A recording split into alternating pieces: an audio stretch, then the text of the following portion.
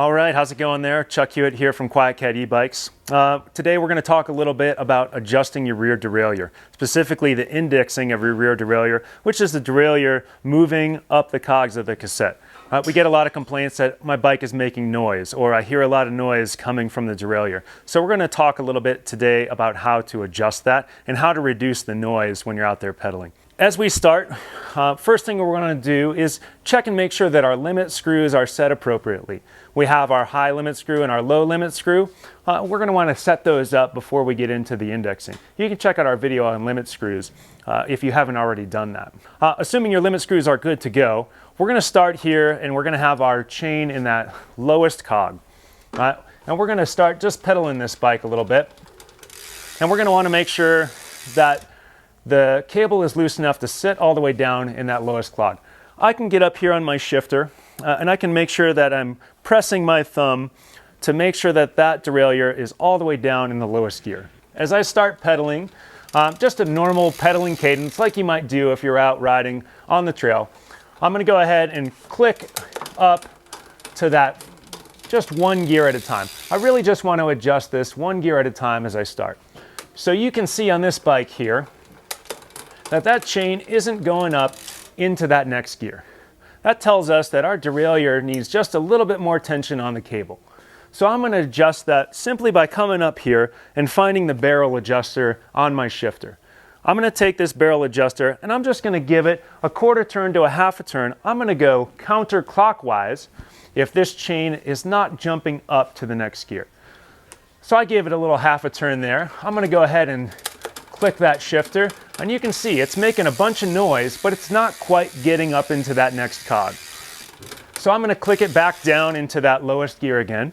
I'm going to find my barrel adjuster, and I'm going to give it another quarter to half turn, and I'll try it again. And there we go. We can see that the chain has jumped up into the next gear. So as I do that a couple times, you can see it hesitates just a little bit. So we need a little bit more tension in that system. Again, I'll come to the barrel adjuster. I'm going to give it another quarter to half turn. I'll get back down to that lowest gear and I will try it again.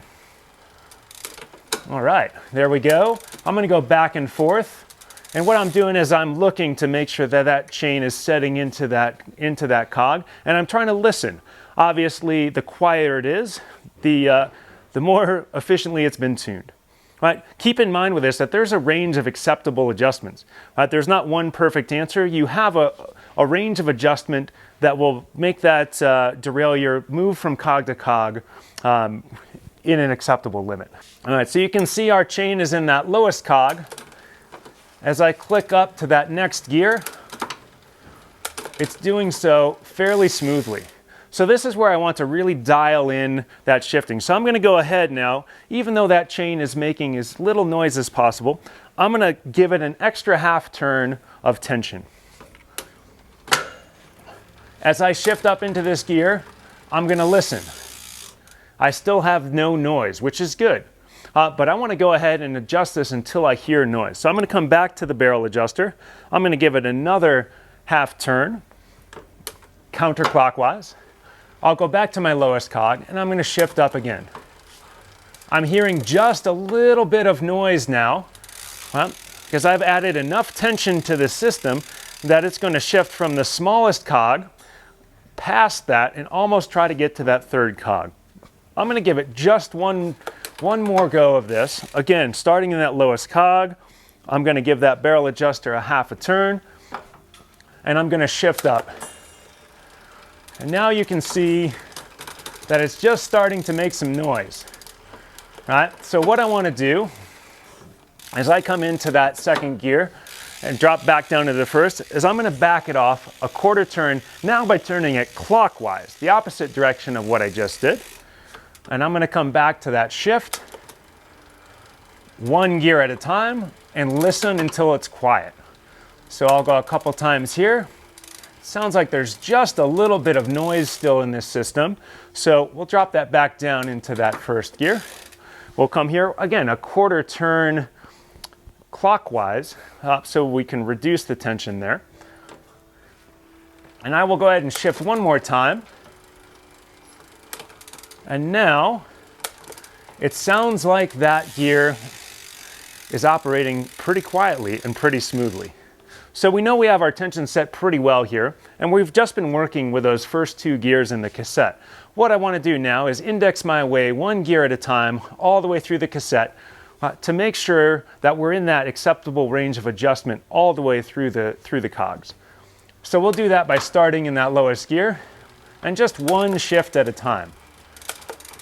As I shift up through the gears, I'm listening and looking to make sure that that chain is quiet and that chain is aligned on that cog. Nice and smooth.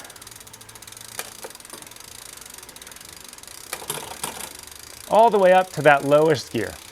And you can see there was a small hesitation there as we got to that largest clog. So I'm going to go ahead and give it just a 1/4 turn of counterclockwise. That's adding tension to the system just a little bit. I'm going to index my way down through these gears to make sure they move smoothly through the cassette on the way down. So you can see here, it's moving up pretty smoothly, 1 gear at a time. And as I make my way back down, it's dropping down with a slight hesitation on the way down, which will add noise to the system. So I'm going to go ahead and give it another 1/4 turn clockwise to loosen that tension a bit. And I'm going to keep looking and listening to the shifting. All right.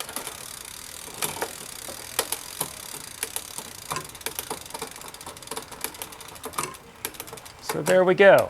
So as you can see, we've adjusted the derailleur here to smoothly index from cog to cog. It's not making much noise, and it's jumping right up into the next cog and right down into the next cog.